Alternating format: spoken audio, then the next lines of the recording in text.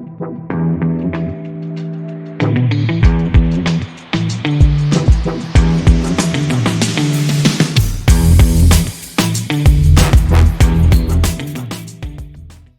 everyone, welcome back to Brainy Lab. Today we're going to learn about Newton's laws of motion, three simple rules that explain how things move. By the end of this video, you'll understand each law with real-life examples and even test yourself with a quick quiz. Let's get started.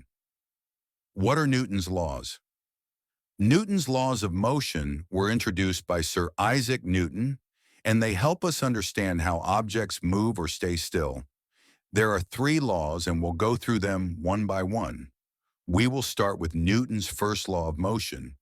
Newton's first law says, Newton's first law, the law of inertia, states that an object at rest stays at rest, and an object in motion stays in motion with the same speed and in the same direction, unless acted upon by a net external force.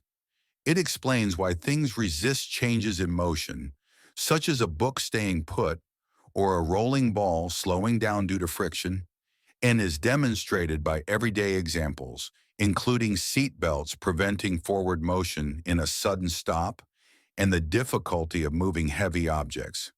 This law is also called the law of inertia.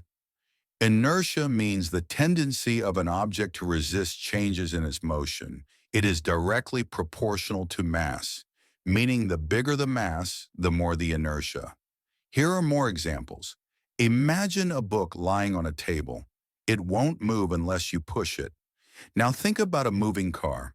When a vehicle suddenly stops, passengers lean forward and are only stopped by the force applied in the opposite direction by seat belts. That's inertia.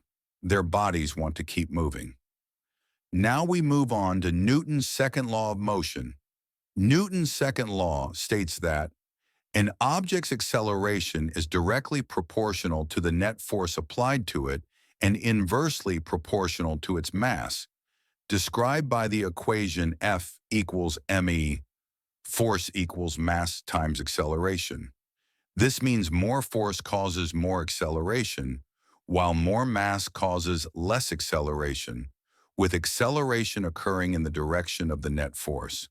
More force means more acceleration, but heavier objects need more force to move. For example, if you kick a football, it moves fast. If you kick a heavy stone with the same force, it barely moves. Why? Because the stone has more mass. Last but not least, Newton's third law of motion. Newton's third law states that for every action, there's an equal and opposite reaction.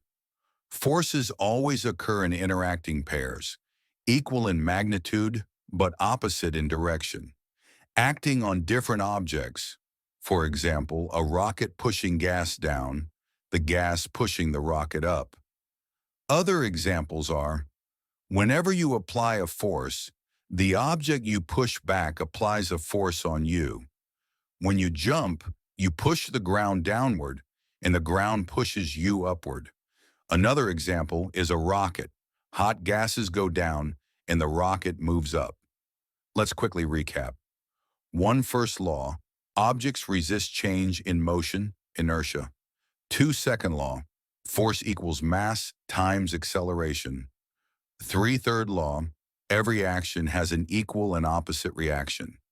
If you enjoyed this lesson, give the video a thumbs up, share it with your friends, and subscribe for more science tutorials.